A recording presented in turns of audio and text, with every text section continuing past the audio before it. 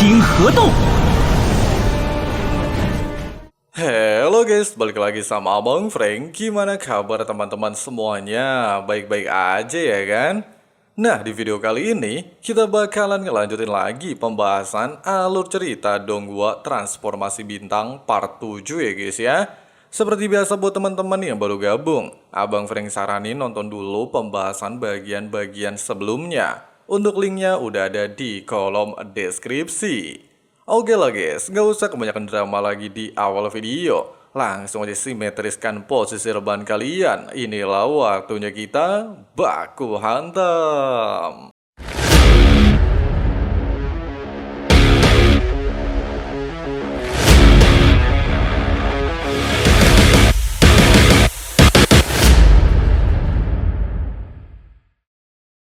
Yansu mengatakan, dengan meminjam 8 pedang giok yang ada di tangan mereka, dia bisa menggunakan teknik rahasia untuk menemukan keberadaan pedang ke-9, sehingga mereka bisa bersama-sama menemukan kediaman immortal. Meskipun sempat terjadi sedikit keributan, namun mengingat setiap ucapan Yansu adalah fakta, setiap anggota pada akhirnya menyerahkan pedang giok mereka masing-masing, sehingga Yansu bisa memulai proses pelacakan pedang ke-9.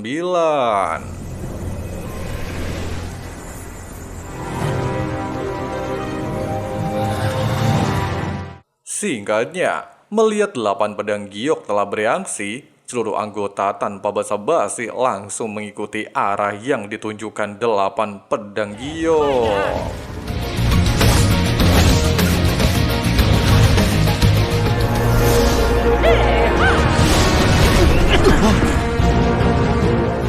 Meskipun Jiang Li hanya berada di ranah Jindan, namun kecepatan terbangnya mampu mengimbangi ranah Dongso. Bahkan hal itu membuat Yang Lang alias King Long benar-benar terpukau dengan kejadian tersebut. Pasalnya selain memiliki 2 binatang ilahi, Qin Yu juga ternyata memiliki seorang wanita dengan bakat luar biasa hebat.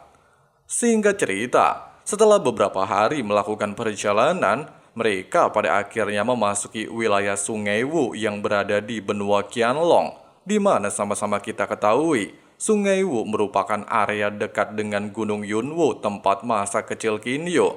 Bahkan di momen ini, Qin Yu juga menunjukkan identitasnya merupakan seorang manusia. Mengesampingkan hal tersebut, dan 8 pedang menuju ke arah alam liar, jelas membuat seluruh anggota terkejut. Terlebih lagi, 8 pedang giok tiba-tiba saja lepas kendali, sehingga mereka harus berjuang untuk menangkap pedang giok mereka masing-masing.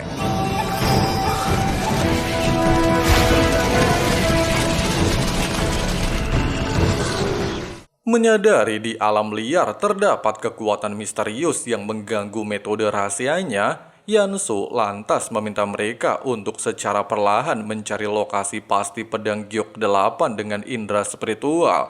Terlebih lagi, dikarenakan dia memiliki hubungan dengan sekte Chaoyang, Yansu mengajak mereka untuk beristirahat dan mencari informasi di tempat tersebut.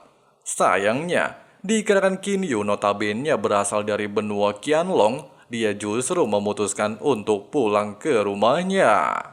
Di sisi lain, meskipun sosok misterius yang diketahui memiliki pedang giok ke-9 mengetahui kedatangan para tamu tak diundang, namun dia juga merasa penasaran apakah para tamu mampu memecahkan larangan yang ditinggalkan oleh seorang immortal. Di tempat lain, Qin Yu dan anggotanya terlihat tiba di kota Yanjing dan langsung disambut baik oleh seluruh penjaga.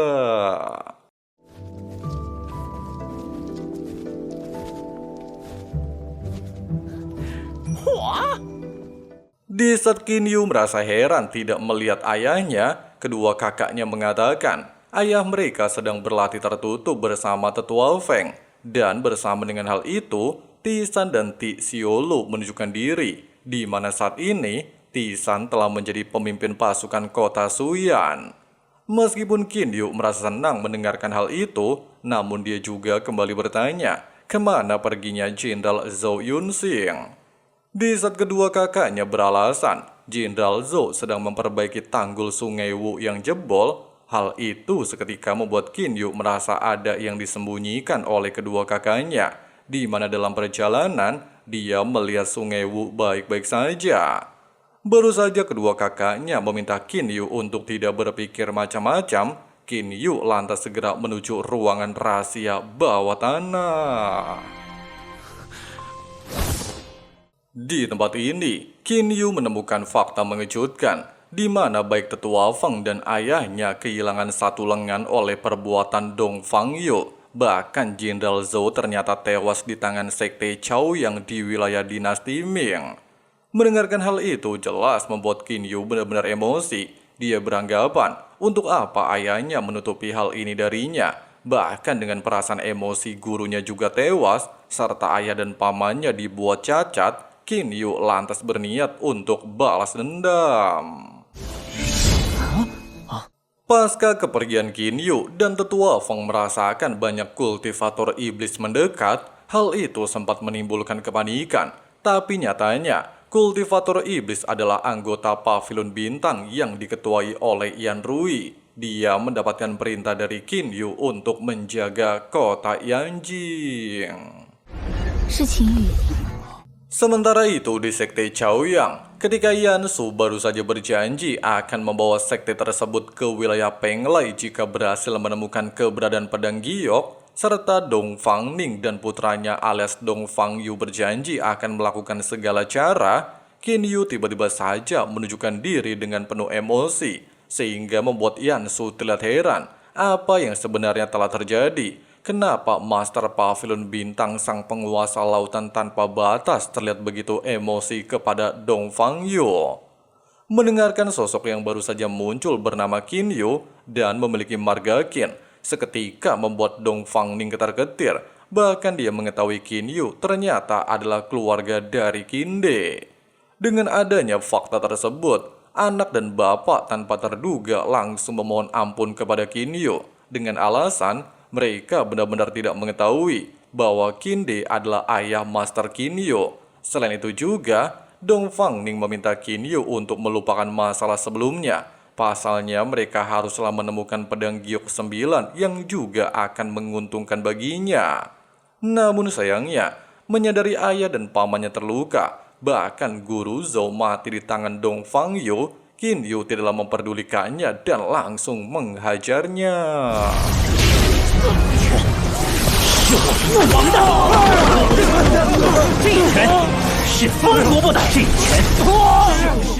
Di saat Dong Fangning meminta ampun atas kesalahan putranya, bahkan Yan Su mengatakan tindakan Qin Yu bisa saja mengacaukan benua Qianlong, tapi tiba-tiba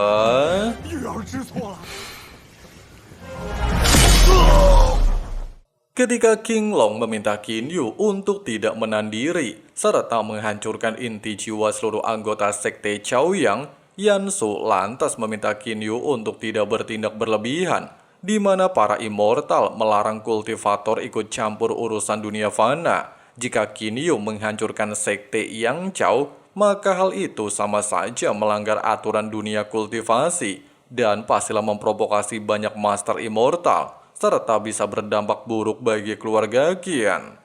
Mendengarkan hal tersebut, Qin Yu lantas menegaskan, Pavilion Bintang tidaklah pernah menindas orang lemah, namun jika menyangkut keluarganya, dia pastilah akan bertindak tegas. Dan untuk saat ini, dia juga tidak akan menghukum anggota yang tidak bersalah.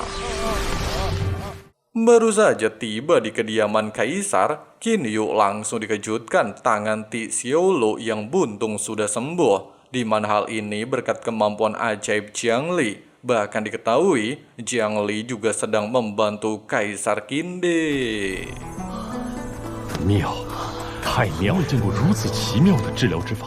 Jiang Li menjelaskan, meskipun tangan Kaisar Qin telah sembuh, namun tetaplah bukan tangan aslinya, sehingga harus melakukan perawatan dan latihan untuk bisa digunakan sesuka hati. Tidak berselang lama, ketika Qin Yu sedang ngobrol santuy bersama bapaknya dan ngebahas pohon yang dulu ditanam Qin Yu telah tumbuh besar layaknya kemampuan Qin Yu saat ini, Qin Yu tiba-tiba saja mendapatkan informasi dari aliansi tentang keberadaan pedang ke-9. sehingga dia bergegas menuju lokasi tersebut. Setelah seluruh anggota aliansi 9 pedang giok berkumpul, setiap anggota menjelaskan mereka telah menemukan lokasi pedang ke-9 di sebuah goa misterius. Namun ketika mereka mengirim anggota, mereka tiba-tiba mendapatkan serangan hingga tewas mengenaskan. Bahkan anggota yang berhasil masuk tidak diketahui nasibnya. Meskipun Sanyan dan Dilong beranggapan harus berhati-hati, serta nyawa lebih penting daripada pedang giok, namun hal itu berbeda bagi Kinyu. Pasalnya mereka sudah sampai sejauh ini, sehingga harus tetap mencoba untuk memeriksanya.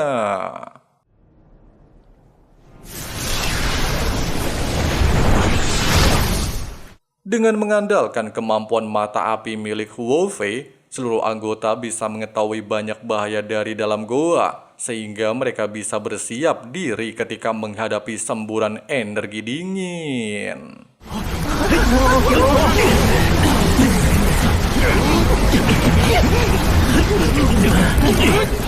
Menyadari tidak mungkin bisa terus bertahan, Huo Fei lantas memimpin rombongan memasuki goa lebih dalam, di mana dari penglihatan Huo Fei ada sebuah kolam hitam di bawah goa.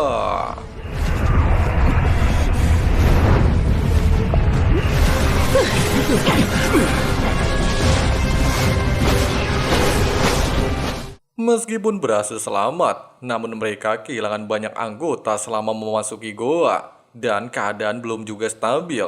Pasalnya di tempat ini, mereka menemukan sebuah simbol aneh yang mampu mengeluarkan bebatuan, sehingga membuat keadaan kembali berubah menjadi dramatis.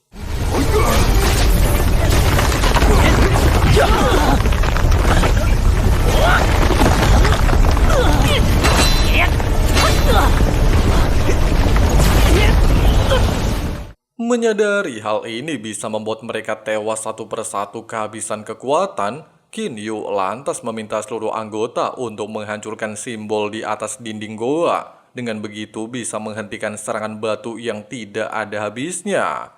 Ucapan dan perintah Kinyu barusan langsung terbukti, di mana ketika simbol dihancurkan, mereka langsung menemukan sebuah ruangan dengan 9 pintu. Selain terdapat tekanan luar biasa yang melukai jiwa mereka, Kinyu juga menemukan sebuah tulisan dengan kata 9 kematian 1 kehidupan, sehingga menandakan hanya ada 1 pintu yang bisa membawa mereka meninggalkan tempat ini. Di tengah-tengah kebingungan, Kinyu lantas meminta Yansu untuk kembali menggunakan teknik rahasia dengan 8 pedang giok, sehingga bisa menemukan pintu yang tepat menuju pedang giok ke-9.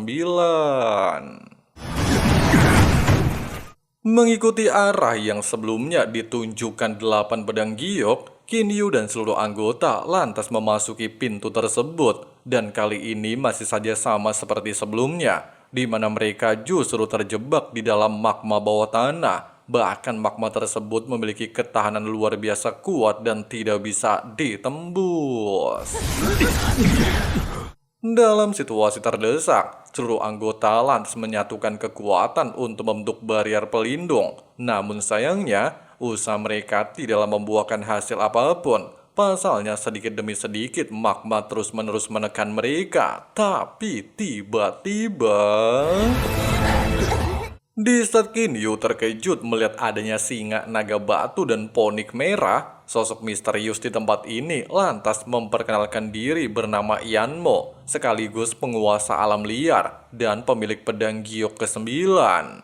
Nah, ternyata Yanmo adalah salah satu anggota klan naga hitam, bisa dibilang berada di atas garis darah Qinglong. Namun dikarenakan suatu alasan, Yanmo tidak lagi terikat dengan klan naga dan memutuskan hidup di alam liar. Sampai akhirnya, dia berhasil menemukan gua peninggalan immortal dan pedang giok di tempat ini.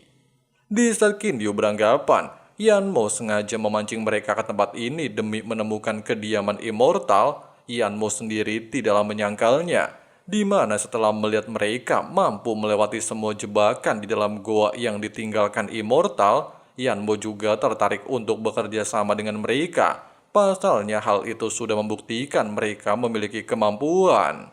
Meskipun sempat terjadi sedikit perselisihan, namun mengingat mereka tidak memiliki pilihan lain, seluruh anggota pada akhirnya setuju mengajak Yanmo bergabung dengan aliansi.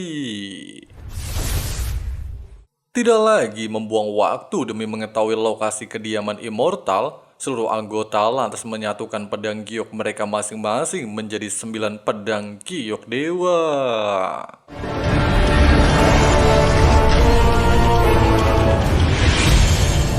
Meskipun lokasi kediaman Immortal terletak di galaksi Bauluan yang terkenal memiliki banyak binatang buas tingkat tinggi, namun mereka terlihat tidaklah gentar dan beranggapan demi menemukan harta tingkat Immortal, maka konsekuensi tersebut layak untuk dipertaruhkan.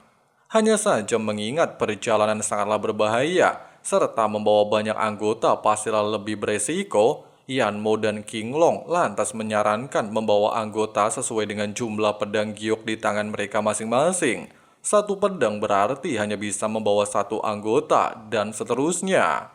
Meskipun usulan King Long masuk akal, namun mengingat wilayah Penglai telah mengorbankan banyak nyawa untuk menemukan pedang giok, Yansu lantas mengusulkan pemilik satu pedang giok diperbolehkan membawa 2 anggota. Di saat para anggota memprotes usulan tersebut, Kinyu lantas mengambil jalan tengah dan mengusulkan pemilik satu pedang bisa pergi berdua. Baru saja hal itu disetujui, Dilong justru menolaknya dengan alasan para saudaranya telah tewas demi pedang giok, sehingga dia beranggapan Kinyu pastilah sengaja menekannya. Merasa Dilong susah diatur, Yanmo secara tidak terduga langsung menghabisi seluruh anggota Aula Jiusa di tempat ini.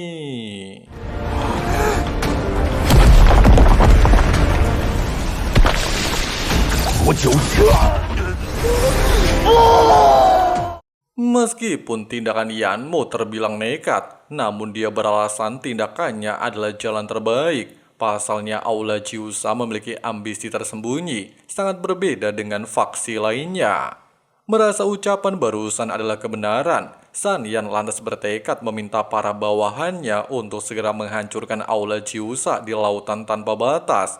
Sementara Kinyu justru beranggapan sebaliknya, di mana dengan kematian seluruh anggota Aula Jiusa di tempat ini, maka Dinai alias naga ungu iblis ke-9 pastilah menyalahkan dirinya atas kematian anggota Aula Jiusa, sehingga dia haruslah bergegas kembali ke kota Yanjing demi mengantisipasi tindakan balas dendam Dinai. Meskipun Yanmo bersedia bertanggung jawab atas tindakan sebelumnya, namun Kinyu menolaknya dengan alasan dia ingin menyelesaikan hal itu dengan kemampuannya sendiri. Menyadari Kinyu harus menyelesaikan urusannya terlebih dahulu, serta perjalanan menuju kediaman Immortal cukuplah panjang, Yanmo lantas mengusulkan untuk melakukan persiapan terlebih dahulu, kemudian berkumpul di Pulau Jinmu dalam waktu 3 tahun. Sementara itu, setibanya di kota Yanjing, Kinyu lantas menjelaskan seluruh situasi kepada keluarganya, di mana dikarenakan dia tidak sengaja mengungkapkan identitasnya di hadapan semua orang, maka musuhnya pastilah akan menargetkan keluarga Qin. Bahkan meski Huo Fei memiliki kekuatan dan telah melewati 6 kesengsaraan, namun jika dia lepas kendali, maka pastilah akan membahayakan keluarga Qin. Terlebih lagi, musuh yang harus mereka hadapi telah berada di ranah Dongsu. Meski perkataan barusan mengkhawatirkan, tapi Kinde dan kedua kakaknya meminta Kinyu untuk tetap tenang, di mana keluarga Qin sangat memahami situasi kota Yanjing. Bahkan meski harus melawan seorang kultivator, keluarga Qin tidaklah bisa dengan mudah dijatuhkan. Sementara itu di Aula Jiusa, Dinai terlihat benar-benar emosi mengetahui seluruh saudaranya telah tewas dan beranggapan semuanya dimulai dari Kinyu. Dengan adanya alasan tersebut, serta Aula Bisui telah melakukan serangan, Dinai lantas meminta Yanzi untuk membakar seluruh Aula Jiusa, serta membawa seluruh pasukan yang tersisa menuju benua Qianlong.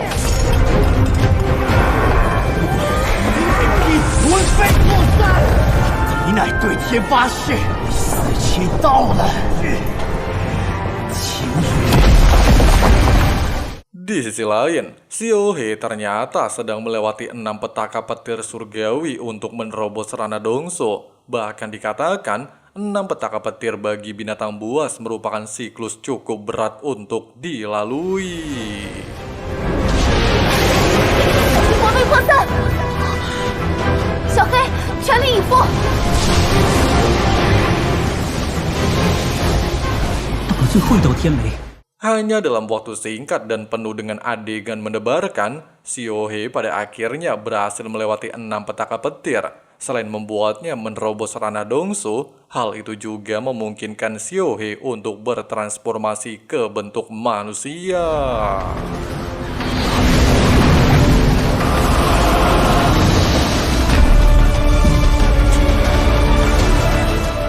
Baru saja Qin Yu merasa senang Xiaohe berhasil melewati petaka petir, dia tiba-tiba saja mendapatkan laporan dari Huo Fei tentang penyerangan Aula Jiusa, bahkan telah menimbulkan kepanikan luar biasa di perbatasan kota Yanjing. Mendapatkan laporan tersebut, Qin Yu lantas meminta Huo Fei untuk segera mengumpulkan pasukan Pavilion Bintang, serta bersiap untuk menghadapi pasukan Dinai. Keesokan harinya, Qin Yu mengungkapkan bahwa ranahnya telah menembus tingkat Dongsu tahap menengah, sehingga dia haruslah segera melewati 6 petaka petir. Tidak hanya itu, Qin Yu juga berniat untuk memancing Dinai menunjukkan diri dengan menyebarkan berita akan melewati petaka petir.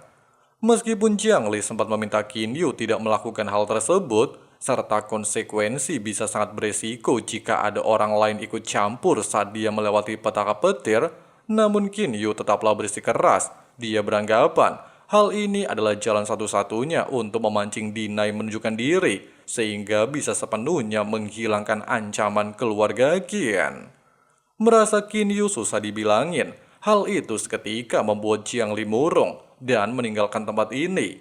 Kemudian Qin Yu dihampiri oleh Qin De. Hanya saja berbeda dengan Jiang Li, Qin De justru mendukung setiap tindakan yang akan diambil Qin Yu nantinya. Namun dia juga berpesan kepadanya untuk sedikit mengerti isi hati seorang wanita. Waduh. Di tempat lain, mendengar kabar Qin Yu akan melewati malapetaka di Pulau Sihe, seketika membuat Dinai bersemangat. Meski Yanzi mengatakan hal itu kemungkinan adalah jebakan, serta biasanya malapetaka adalah hal rahasia, namun Dinai tidaklah memperdulikannya. Dia lantas meminta Yanzi untuk mengerahkan seluruh pasukan menyerang kota Yanjing, sementara dirinya akan menghadapi Qin Yu. Sementara itu sebelum OTW, Huo Fei terlihat memberikan giok perlindungan pemberian Jiang Li kepada Qin Yu. Pasalnya Jiang Li enggan menemuinya. Tidak mempermasalahkan hal tersebut, Qin Yu lantas meminta Huo Fei untuk menemaninya dan meminta Xiaohe untuk menjaga kota Yanjing. Setibanya di Pulau Sihe, Qin Yu langsung menghadapi petaka petir. Meskipun merasakan energinya jauh lebih lemah dari pemurnian tubuh, namun dia tidaklah ingin lengah, serta beranggapan pastilah akan ada kejutan. Sementara Huo Fei tetap bersembunyi untuk mengantisipasi hal yang tidak diinginkan.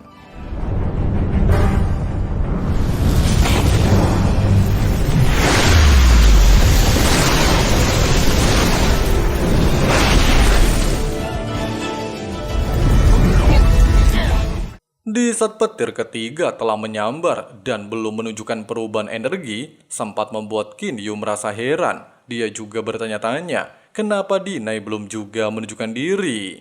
Sementara itu di sisi lain, pasukan Aula Jiusa terlihat telah memulai serangan penuh ke kota Yanjing, sehingga mengharuskan Xiaohe dan Yan Rui bekerja sama menghadapi gempuran. Terlebih lagi menghadapi begitu banyak kultivator iblis, pertempuran di kota Yanjing jelas tidaklah menguntungkan bagi pihak Kaisar Qin De.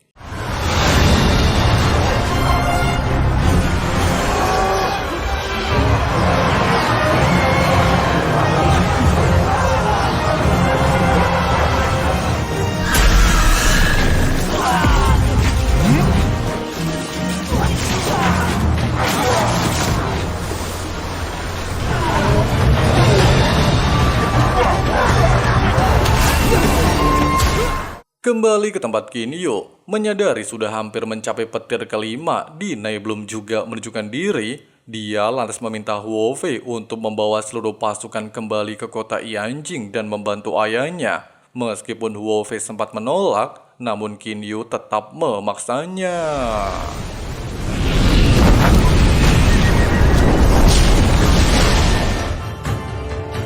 Singkatnya, dengan kemunculan Huo Fei dan pasukan Pavilion Bintang, selain situasi pertempuran mampu dikendalikan, sisa pasukan Aula Jiusa juga pada akhirnya mampu dibantai habis. Namun mereka justru dibuat terkejut, Dinai juga tidak ada di tempat ini, serta hanya ada mayat Jenderal Yanzi. Di sisi lain, ketika Kinyu akan menghadapi petir ke-6 yang katanya menjadi petir paling kuat, Dinai justru akhirnya menunjukkan diri dan berniat untuk menghabisinya.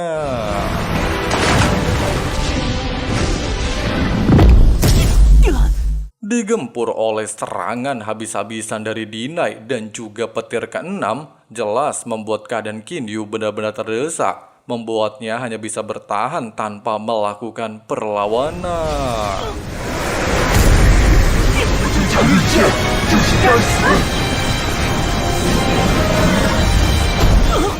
Tidak lagi bisa bertahan dan mengingat semua pesan Jiang Li sebelumnya, hal itu lantas membuat Kinyu semakin bertekad untuk mengakhiri segalanya.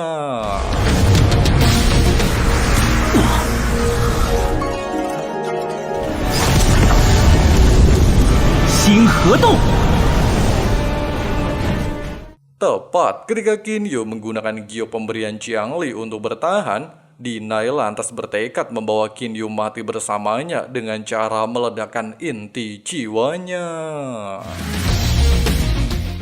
Nah guys, seperti itulah pembahasan alur cerita Donghua Recap Transformasi Bintang part ke-7-nya ya guys ya. Buat part-part selanjutnya tunggu notifikasinya. Jadi jangan lupa subrek ya guys ya. Makasih banyak banget buat teman-teman yang udah nonton videonya sampai habis. Di sini Abang Frank pamit undur diri dulu. See you and bye. Bye. I guess I look here, look there, over where am I scared, where am I at? I gotta make it in this life, whatever makes me happy, know I'm doing things right. Sipping in the summer on a goose and Sprite, or find a nightclub for the end of the night, oh. And we all got dreams, we all want things, but what you gonna do for it, how you gonna move for it, what you gonna be, and do you believe